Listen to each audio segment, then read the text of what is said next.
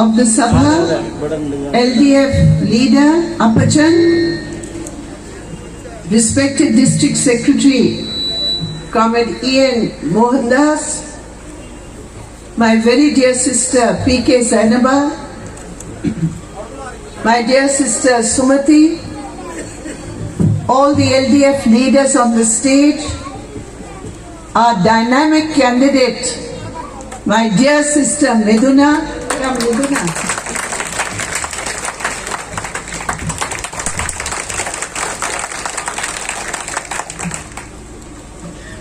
പ്രിയപ്പെട്ട സഹോദരി സഹോദരന്മാരെ നമസ്കാരം.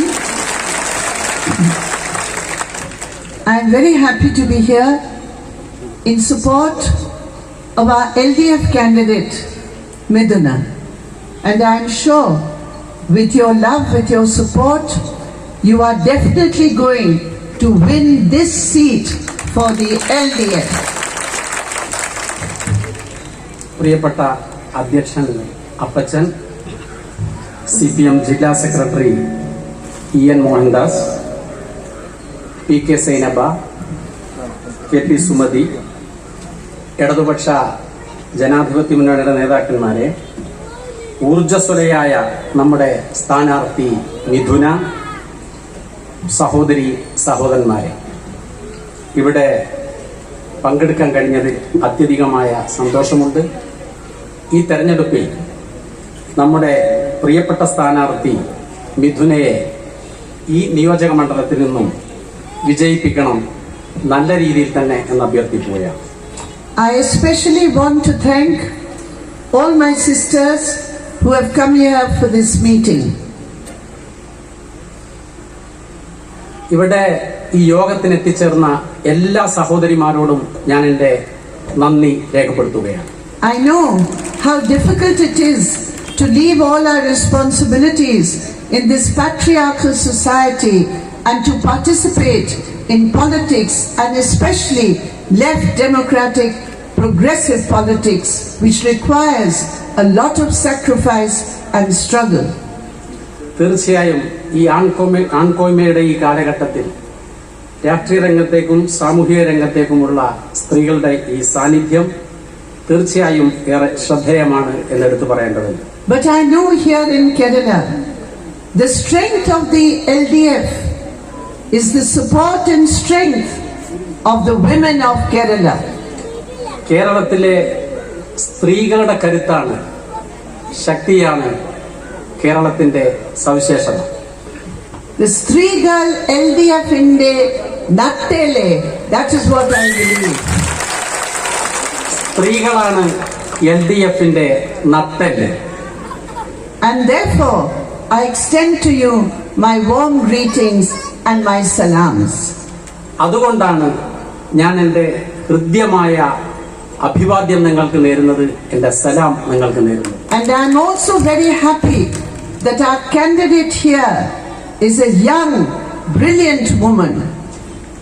നാം പ്രത്യേകം എടുത്തു പറയുന്നു, നമ്മുടെ സ്ഥാനാർത്ഥി വളരെ യുവത്വം തുളുമ്പുന്ന, അതുപോലെ തന്നെ വളരെ ഊർജ്ജസ്വലയായ, ബ്രില്യന്റ് ആയ ഒരു സ്ഥാനാർത്ഥിയാണ് നമ്മുടെ. You know that Midhuna was the youngest, only at 21, of the Gram Panchayat president.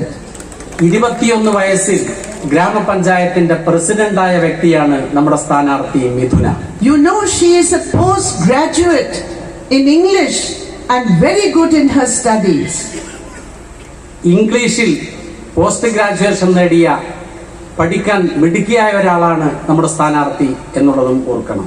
She is postgraduate in studies and the opponent of UDF Congress is postgraduate. He has got a very good doctorate in corruption.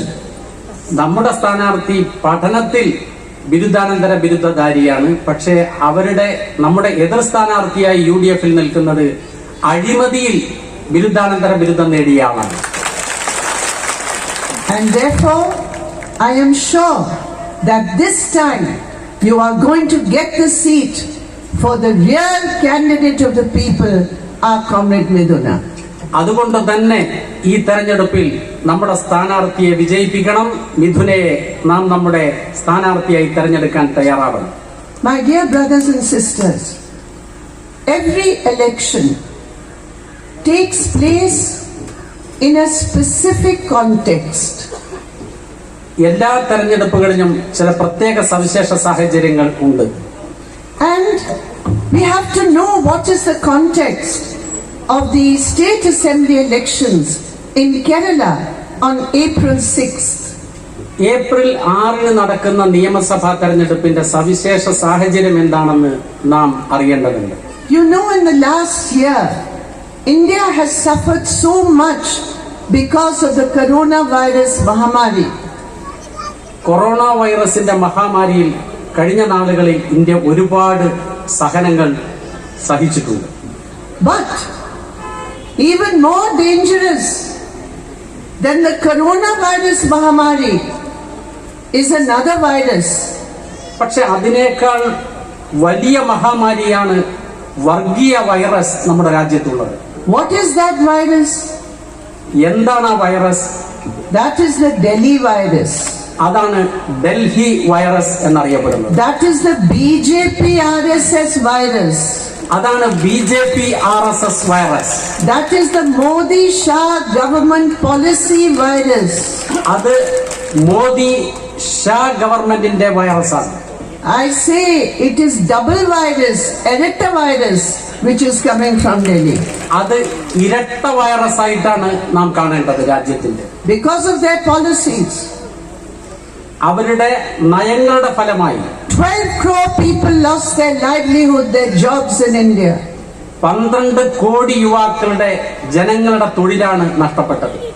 Lakhs of workers, migrant workers, Indian citizens, they were stranded away from home. And this errata virus Sarkar in Delhi made no arrangements for them. They had to walk thousands of kilometers. Many of them died. അതിർത്തി കടന്നു വന്ന തൊഴിലാളികളടക്കമുള്ള ലക്ഷക്കണക്കിന് ആളുകളാണ് ഇരട്ട വൈറസിന്റെ അശ്രദ്ധയുടെ ഭാഗമായി നമ്മുടെ രാജ്യത്ത് സഹനം നടത്തിയത്. ആ കിലോമീറ്ററുകളോളം താണ്ടിയാണ് അവർ ആ കാലഘട്ടത്തിൽ നടന്നു നീങ്ങിയത്. പലർക്കും മരണത്തെ വരിക്കേണ്ട സാഹചര്യം പോലും നമ്മുടെ രാജ്യത്തുണ്ടായി. Small businesses were destroyed.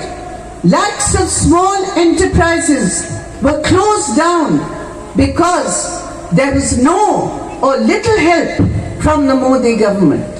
Modi ഗവൺമെന്റിൽ നിന്ന് യാതൊരു സഹായ സഹകരണങ്ങളും കിട്ടാത്തതിന്റെ പേരിൽ ഒരുപാട് ചെറുകിട സംരംഭങ്ങളടക്കം നമ്മുടെ രാജ്യത്ത് ഇല്ലാണ്ടായി. The coronavirus did not have the same effect on all sections of society. Corona വൈറസിന്റെ ദുരന്തം സൊസൈറ്റിയുടെ എല്ലാ ഭാഗത്തും ഒരുപോലെയല്ല അനുഭവപ്പെട്ടത്. In this very period when India and India's poor, India's working people were suffering from hunger and starvation, Modi government's crony capitalist friends, Adani, Ambani, were making big profits. ഈ corona വൈറസിന്റെ കാലഘട്ടത്തിൽ നമ്മുടെ രാജ്യത്തെ ദരിദ്രരും തൊഴിലാളികളും അടക്കമുള്ള മഹാഭൂരിപക്ഷം ഒരുപാട് സഹനങ്ങളും കഷ്ടപ്പാടുകളും അനുഭവിച്ചു. ആ സമയത്ത് അദാനിയും അംബാനിയും പോലുള്ളവർ അവരുടെ ജീവിത സാഹചര്യങ്ങൾ ആ ഗവൺമെന്റ് സഹായത്തോടെ വർദ്ധിപ്പിക്കുന്ന സാഹചര്യം നാം കണ്ടു. In this period, the government brought laws against the farmers. 3 farm laws against the farmers of India. ഇന്ത്യയിലെ കർഷകർക്കെതിരായ 3 കർഷക വിരുദ്ധ നിയമങ്ങളാണ് മോദി ഗവൺമെന്റ് രാജ്യത്ത് കൊണ്ടുവന്നത്. This government brought 4 labor laws against the workers. തൊഴിലാളികൾക്കെതിരായി 4 കരിനിയമങ്ങളാണ് മോദി ഗവൺമെന്റ് ഈ രാജ്യത്ത് കൊണ്ടുവന്നത്. This government stopped the free food grains after only 3 months. പൊതുവിതരണ സംവിധാനം പരിപൂർണമായും അവതാളത്തിലാക്കുന്ന സാഹചര്യമാണ് നമ്മുടെ രാജ്യത്തുണ്ടായത്. What is free food grain in? സൗജന്യ നിരക്കിലുള്ള സൗജന്യ ഭക്ഷണം. Only 3 months. 3 months, 3 മാസക്കാലം. But still, there were 9 crore million tons, 9 crore tons of food grain in government go down, but not for the people. എന്നാൽ കോടിക്കണക്കിന് ടൺ ഭക്ഷ്യധാന്യങ്ങൾ ഗവൺമെന്റിന്റെ ഗോഡൌണുകളിൽ കെട്ടിക്കിടപ്പാണ്. That was the plight of India. അതാണ് ഇന്ത്യയിലെ യഥാർത്ഥ സാഹചര്യം. That were the cruel neoliberal policies of the Modi government in India. അതാണ് മോദി ഗവൺമെന്റിന്റെ നയത്തിന്റെ സവിശേഷത. There are many Congress governments in India. നിരവധി കോൺഗ്രസ് ഭരിച്ച ഗവൺമെന്റുകൾ ഈ രാജ്യത്തുണ്ടായിട്ടുണ്ട്. They did not have any different policy. അതിനൊന്നും ഈ നയങ്ങളിൽ നിന്ന് വ്യത്യസ്തമായ ഒരു നയം ഉണ്ടായിട്ടില്ല. In Punjab, പഞ്ചാബിൽ, in Chhattisgarh, ഛത്തീസ്ഗഡിൽ, in Rajasthan, രാജസ്ഥാനിൽ, in none of these places did the Congress government have any different policies than what the Modi government did.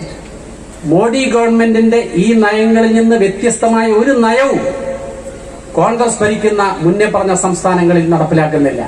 On the contrary, Modi government attacked workers through labor code.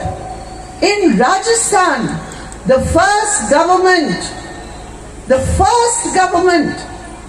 to increase the work day from 8 hours to 12 hours was the Congress government under Ashok Gehlot in Rajasthan.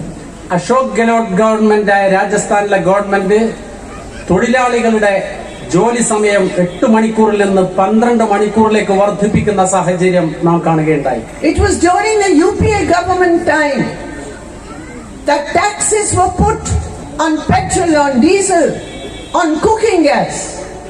UPA ഭരിക്കുന്ന കാലഘട്ടത്തിലും പെട്രോളിനും ഡീസലിനും cooking ഗ്യാസിനും എല്ലാം വില വർദ്ധിപ്പിക്കുന്ന സാഹചര്യം നിലവിലുണ്ടായി. It was in the UPA time when public sector was privatized. UPA ഗവൺമെന്റിന്റെ കാലഘട്ടത്തിലും പൊതുമേഖലാ സ്ഥാപനങ്ങളെ സ്വകാര്യവൽക്കരിക്കുന്ന സാഹചര്യം വന്നുപെട്ടു. But this time Modi government went even further. Taxes on gas cylinder, petrol and diesel. ഇപ്പൊ മോദി ഗവൺമെന്റും ഡീസലിനും പെട്രോളിനും ഗ്യാസിനും കൂടുതൽ ടാക്സ് ചുമത്തുന്ന സാഹചര്യം നിലവിലുണ്ട്. Prices have gone up. വില ക്രമാതീതമായി വർദ്ധിച്ചുകൊണ്ടിരിക്കുകയാണ്. And public sector is being sold off. പൊതുമേഖലാ സ്ഥാപനങ്ങളാകെ വിൽപ്പന നടത്തുന്ന സാഹചര്യം നിലവിലുണ്ട്. The point I want to make is that as far as the economic policies are concerned, the suffering of the people of India during the pandemic because of Modi government policies, nowhere in India where the Congress was did they have any alternative policies. ഈ pandemic, ഈ പകർച്ചവ്യാധിയുടെ കാലഘട്ടത്തിൽ ഇത്തരം നയങ്ങളാണ് കൂടുതൽ രൂക്ഷമായ സാഹചര്യം സൃഷ്ടിച്ചെടുത്തിട്ടുള്ളത്. കോൺഗ്രസിന്റെ നയങ്ങളിൽ നിന്ന് വ്യത്യസ്തമായ ഒന്നല്ല മോദിയുടെ കാലഘട്ടത്തിൽ നാം കാണുന്നത്. Policies are concerned, there is no difference between the BJP and the Congress. ഈ സാമ്പത്തിക നയങ്ങളുടെ കാര്യത്തിൽ കോൺഗ്രസിനും BJPക്കും യാതൊരു വ്യത്യസ്തതയും ഇല്ല. And in the whole country there is only one state and one government which followed an alternative path to the Modi government's anti-people path. Modi ഗവൺമെന്റിന്റെ ജനവിരുദ്ധതയ്ക്കെതിരായി ഈ രാജ്യത്ത് ഒരേ ഒരു സംസ്ഥാനമേ ബദൽ മുന്നോട്ട് വെക്കുന്നുള്ളൂ. And which was that government? ഏതാണ് ആ government? That is the government of Comrade Pinarayi Vijayan, the LDF government in Kerala. അത് സഖാവ് പിണറായി നേതൃത്വം നൽകുന്ന കേരളത്തിലെ ഇടതുപക്ഷ ജനാധിപത്യ മുന്നണി ഗവൺമെന്റാണ്. The only government, not 3 months, till now 88 lakh households are getting free food kits. വെറും 3 മാസമല്ല, ഒട്ടേറെ കാലങ്ങളായി 88 ലക്ഷം ആളുകൾക്ക് ഫ്രീ ആയി സൗജന്യമായി ഭക്ഷ്യക്കിറ്റുകൾ നൽകിക്കൊണ്ടിരിക്കുന്ന ഗവൺമെന്റാണ്.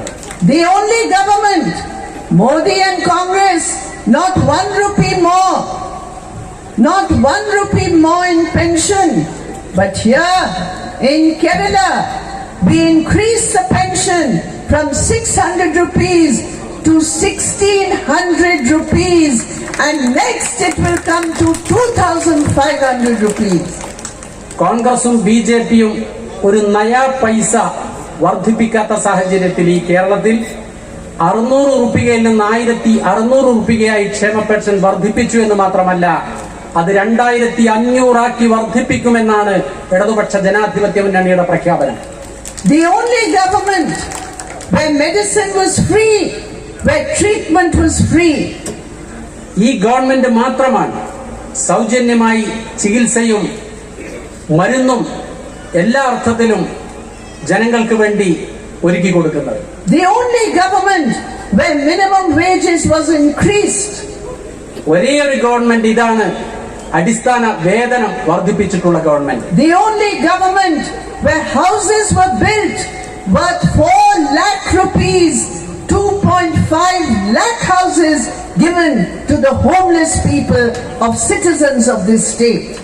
ഈ ഒരു ഗവൺമെന്റ് ആണ് വീടൊന്നിന് 4 ലക്ഷം രൂപ വെച്ച് 2.5 ലക്ഷം വീടുകൾ കേരളത്തിലെ വീടില്ലാത്ത ആളുകൾക്കായി രൂപപ്പെടുത്തി കൊടുത്തിട്ടുള്ളതും ഈ സംസ്ഥാനത്തിൽ മാത്രമാണ്. The only government which had a special scheme for Pravasi citizens who came back to Kerala.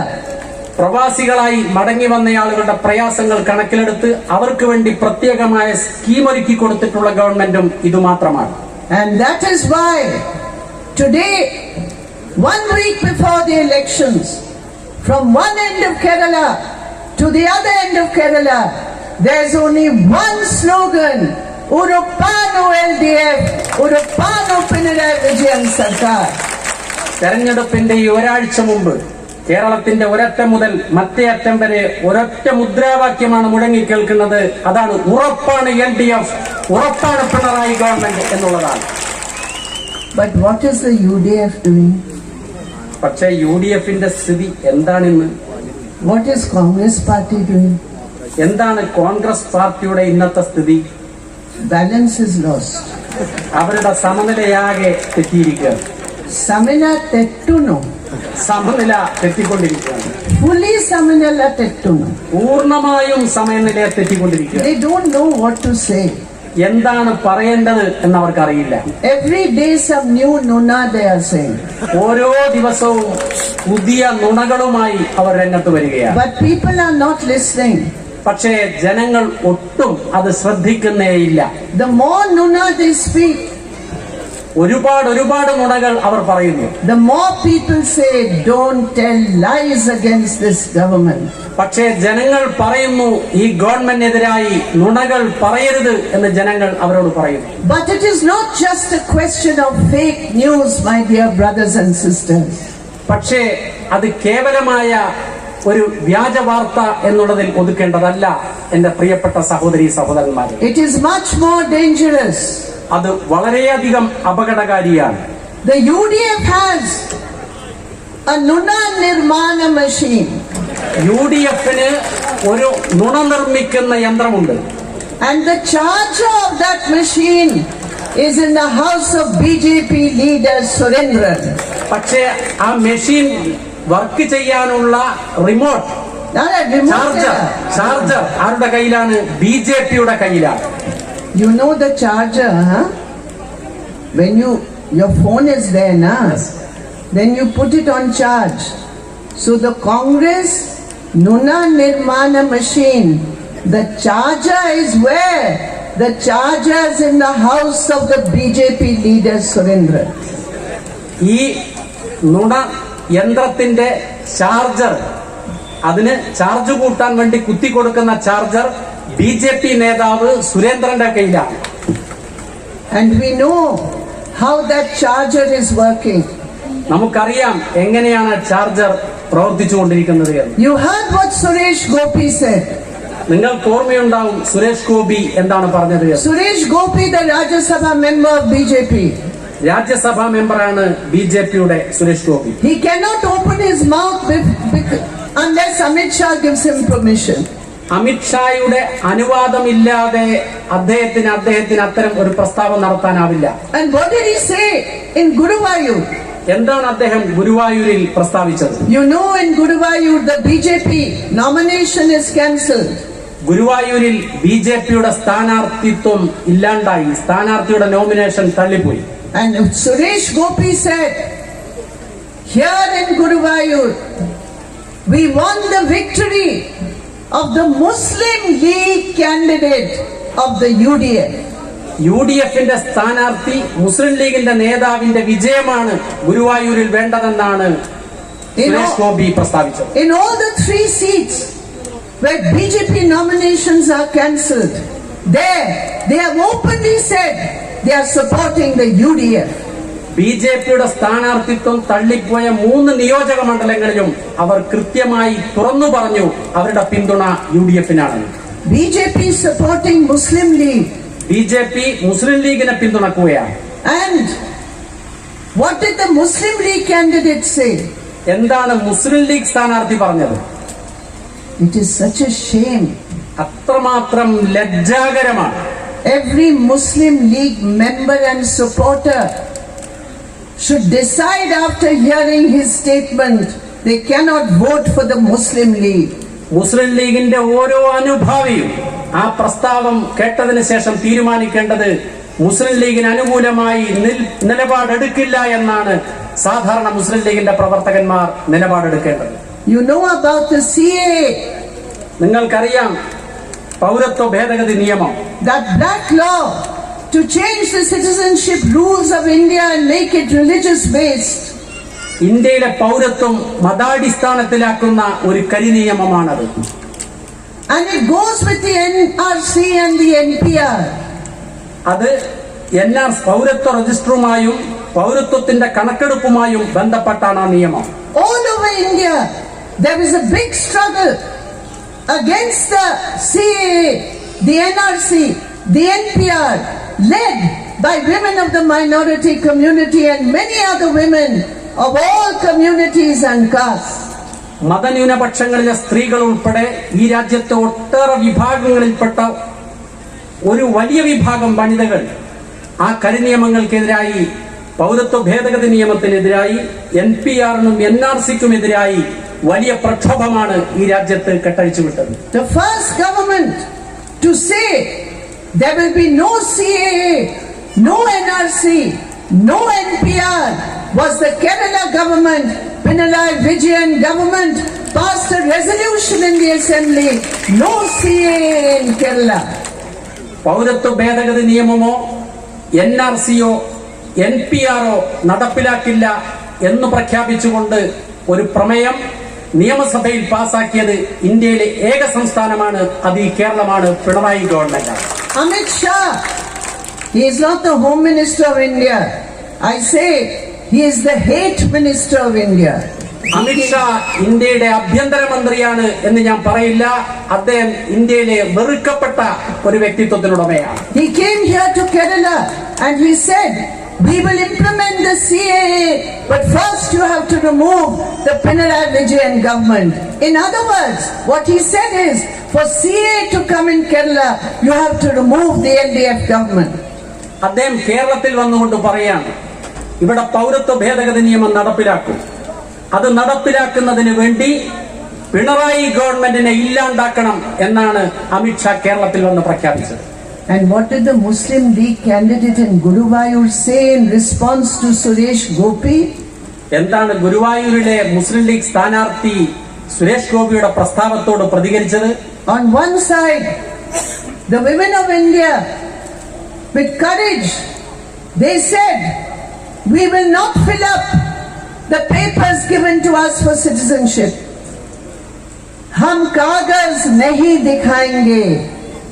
That means, ura paper kani killa. Ura paper kani killa. They told the BJP government. ഈ രാജ്യത്ത് വനിതകൾ ഉൾപ്പെടെ ഈ പൗരത്വ ഭേദഗതി നിയമത്തിന്റെ പ്രക്ഷോഭത്തിന്റെ ഭാഗമായി ഒരു പേപ്പറും ഞങ്ങൾ നൽകില്ല, ഒരു രേഖയും ഞങ്ങൾ പൂരിപ്പിക്കില്ല എന്ന് പറയുമ്പോ, but Mr. Qadir, the Muslim League leader, he said, yes, vote for me, I will fill up all the papers, we will fill up all the CA, NPR, NRC papers. അவ்விதം ഒരു നിലപാട് രാജ്യത്ത് അതിനെതിരായി ഉയർന്നു വരുമ്പോ ഗുരുവായൂരിലെ മുസ്ലിം ലീഗിന്റെ സ്ഥാനാർത്ഥി ഖാദർ പറയുന്നത്, ഈ പൗരത്വ ഭേദഗതി നിയമം നടപ്പിലാക്കുമ്പോ NRC കൊണ്ടുവരുമ്പോ NPR കൊണ്ടുവരുമ്പോൾ അതിനാവശ്യമായ ഫോറം പൂരിപ്പിച്ചു തരാൻ ഞങ്ങൾ ഉണ്ടാവും എന്നാണ്. RSS wants to implement CA. Muslim League says they will implement CA. This is the reality of the underhand dealing between the BJP and the UDF.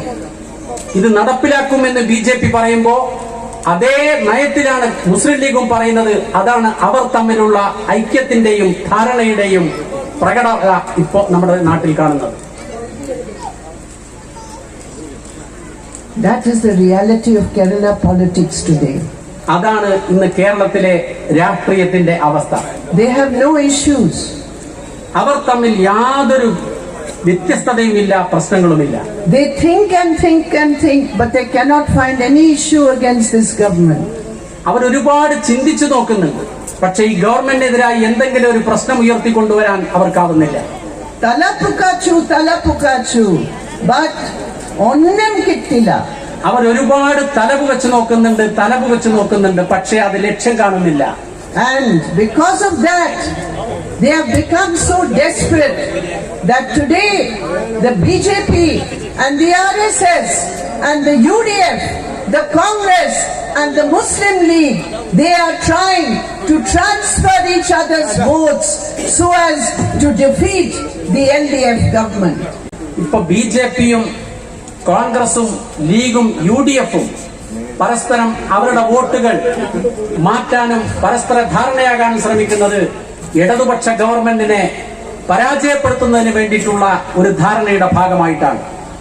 My dear friends, my dear sisters and brothers, this is the context of the importance and the significance of the elections in Kerala. ഇതാണ് ഇന്ന് കേരളത്തിൽ നടക്കുന്ന തെരഞ്ഞെടുപ്പിന്റെ ഏറ്റവും പ്രധാനപ്പെട്ട വശം. We are proud, whereas in the rest of India, the RSS BJP has been able to take forward its communal agenda. So many incidents of communal violence, including in the capital of India. രാജ്യത്തിന്റെ പല ഭാഗത്തും വർഗീയാശയവുമായി അതിന്റെ പ്രവർത്തനവുമായി BJPയുടെ നേതൃത്വത്തിലുള്ള പ്രവർത്തനം നടക്കുകയാണ് നമ്മുടെ രാജ്യ തലസ്ഥാനമായ ഡൽഹിയിൽ ഉൾപ്പെടെ. Not only against the Muslim minority, മുസ്ലിം ജനവിഭാഗത്തിനെതിരെ മാത്രമല്ല. What happened on the train coming from Bhopal to Bhubaneswar? എന്താണ് ഇപ്പോ ഭോപ്പാലിൽ നടന്നത്? We know that 4 Christian ladies, 2 of them were nuns, they were pulled off the train by the ABVP gundas and humiliated. തീവണ്ടിയിൽ യാത്ര ചെയ്യവേ കന്യാസ്ത്രീകളാണ് ABVP ഗുണ്ടകളാൽ ആക്രമിക്കപ്പെട്ടത്. Only because they belong to a particular minority community. ഒരു പ്രത്യേക മതന്യൂനപക്ഷ വിഭാഗത്തിൽപ്പെട്ടു എന്ന കാരണത്താലാണ് ഈ ആക്രമണം നേരിടേണ്ടി വന്നത്. And how shameful that Central Minister Piyush Goyal should come and defend the ABVP gundas. എത്ര ലജ്ജാകരമാണ് കേന്ദ്രമന്ത്രി പീയൂഷ് ഗോയൽ ഈ അക്രമകാരികൾക്ക് പിന്തുണയുമായി വന്ന് പ്രസ്താവന നടത്തിയത്. My dear brothers and sisters, we are proud. It is only in Kerala, only under the LDF government, that not a single communal incident has taken place in Kerala. ഇന്ത്യയിൽ അവിധമാർന്ന വർഗീയ കലാപങ്ങളില്ലാത്ത ഒരേ ഒരു സംസ്ഥാനം കേരളം മാത്രമാണ്. They know if they try and do here what they do where Congress is in power, here the Pinarayi Vijayan government will ensure that they are sent to jail and punished. ഇത്തരം പ്രവർത്തനം ഇവിടെ നടക്കില്ല. കോൺഗ്രസ് ഭരിക്കുന്ന സംസ്ഥാനങ്ങളിൽ ഉൾപ്പെടെ ഇത്തരം വർഗീയ കലാപങ്ങൾ അരങ്ങേറുന്നുണ്ട്. പക്ഷേ ഈ കേരളത്തിൽ അത്തരം സംഭവങ്ങൾ ഉണ്ടാവുന്നില്ല. അത്തരം സംഭവങ്ങൾക്ക് മുൻകൈ എടുക്കുന്നവർക്ക് നിയമത്തിന്റെ വഴി കാണിച്ചു കൊടുക്കാൻ പിണറായി ഗവൺമെന്റിന് കഴിയുന്നു. It is a shame that Congress today is surrendering before the BJP RSS. Congress ഇന്ന് BJPക്കും RSSനും മുമ്പിൽ കീഴടങ്ങുകയാണ്. Today the question is, who can save Kerala from this attempt to divide the people in the name of religion? മതപരമായി ജനങ്ങളെ ഭിന്നിപ്പിക്കുന്ന ഈ അപകടത്തിൽ നിന്നും കേരളത്തിലെ ജനങ്ങളെ രക്ഷപ്പെടുത്താൻ ആർക്കാണാവുക എന്ന ചോദ്യമാണ് ഉയരുന്നത്. You see, where the people in so many states, 8 states of India, they voted against the BJP, but the Congress could not keep its MLAs together. One after another, they went to the market and sold themselves, betrayed the people and went over to the BJP. 8 സംസ്ഥാനങ്ങൾ ഇന്ത്യയിൽ കോൺഗ്രസിന് അധികാരത്തിൽ വരാനുള്ള സാഹചര്യമുണ്ടായി. പക്ഷേ അവർ government ഉണ്ടാക്കുന്നതിന് പകരം അധികാരം കിട്ടുന്നതിന് വേണ്ടി മറുപക്ഷത്തേക്ക് പോകാനുള്ള പ്രവണതയാണ് കോൺഗ്രസ് കാണിച്ചത്. അവർ BJP-യിലേക്കാണ് പോയത്. And that is why we say, in Kerala, the Congress, the UDF is like Uppa Vachakalam. അതുകൊണ്ടാണ് കേരളത്തിൽ UDF-ഉം കോൺഗ്രസും ഉപ്പുവെച്ച കലം പോലെയായത്. You know Uppa Vachakalam? ഉപ്പുവെച്ച കലം എന്ന് പറഞ്ഞാൽ നിങ്ങൾക്ക് അറിയോ? The pot becomes weak with lot of holes. ഉപ്പ് കലത്തിലിട്ടാൽ അത് ക്രമേണ കലത്തെ ദ്രവിപ്പിച്ച് ചെറിയ ചെറിയ ഓട്ടകളാക്കി ആ കലം ഇല്ലാണ്ടാക്കും. That is UDF. അതാണ് UDF-ന്റെ അവസ്ഥ. Uppa Vachakalam. ഉപ്പുവെച്ച കലം പോലെ. You cannot trust them. അവരെ ഒരിക്കലും നാം വിശ്വസിക്കരുത്. They have no strength. അവർക്കൊരിക്കലും കരുത്താർജിക്കാനാവില്ല. They are leaking. അവർ എല്ലാ അർത്ഥത്തിലും The salt is eaten it up. Uppa. കലത്തിലിട്ട ഉപ്പ് പോലെയാണ്. And that is why, അതുകൊണ്ട് on economic issues, സാമ്പത്തിക വിഷയവുമായി ബന്ധപ്പെട്ട്, on unity issues, ഐക്യവുമായി ബന്ധപ്പെട്ട വിഷയത്തിൽ, on the issues of the poor, പാവപ്പെട്ടവരുമായി ബന്ധപ്പെട്ട വിഷയത്തിൽ, on the issues of development, വികസനവുമായി ബന്ധപ്പെട്ട വിഷയത്തിൽ the only alternative ഒരേ ഒരു ബദലേ ഉള്ളൂ. is the alternative shown by the work of the LDF government in Kerala. കേരളത്തിലെ ഇടതുപക്ഷ ജനാധിപത്യ മുന്നണി ഗവൺമെന്റ് മാത്രമാണ് ആ ബദൽ മുന്നോട്ട് വെക്കാൻ കഴിഞ്ഞിട്ടുള്ളത്. And therefore, അതുകൊണ്ട് for a Nava Keralam, ഒരു പുതിയ കേരളത്തിന് വേണ്ടി, നവകേരളം, പുതിയ Keralam, for a Nava Keralam, that is the slogan. Nava Keralam, for a Nava Keralam, for a developed Kerala, for a united Kerala, there is one slogan only: vote the LDF government, and in this constituency ensure the victory of our dear comrade Miduna, defeat the corruption, defeat the loot, defeat the opportunism of the UDF, and ensure the victory of the LDF. I thank you very much. Inqilab Zindabad, our unity Zindabad, LDF Zindabad, and my very dear sisters, thank you very, very much for your meeting. അതുകൊണ്ട് തന്നെ ഐക്യത്തിന് വേണ്ടിയും വികാസത്തിന് വേണ്ടിയും എല്ലാ അർത്ഥത്തിലുമുള്ള ക്ഷേമത്തിന് വേണ്ടിയും ഇടതുപക്ഷ ജനാധിപത്യ പ്രസ്ഥാനത്തെ വിജയിപ്പിച്ചെടുക്കണം. അതിന്റെ സ്ഥാനാർത്ഥിയായി മിഥുന മത്സരിക്കുന്നുണ്ട്. മിഥുനെ വിജയിപ്പിക്കാൻ, മിഥുനയുടെ എതിരാളിയെ പരാജയപ്പെടുത്താൻ, അതുവഴി ഈ നിയോജക മണ്ഡലത്തിൽ നിന്നും ഇടതുപക്ഷ ജനാധിപത്യ മുന്നണിയുടെ വിജയം ഉറപ്പാക്കാൻ എല്ലാവരും ഉണ്ടാവണം. അതിനുവേണ്ടി അഭ്യർത്ഥിച്ചുകൊണ്ട് ഞാൻ അവസാനിപ്പിക്കുന്നു. അഭിവാദ്യങ്ങൾ.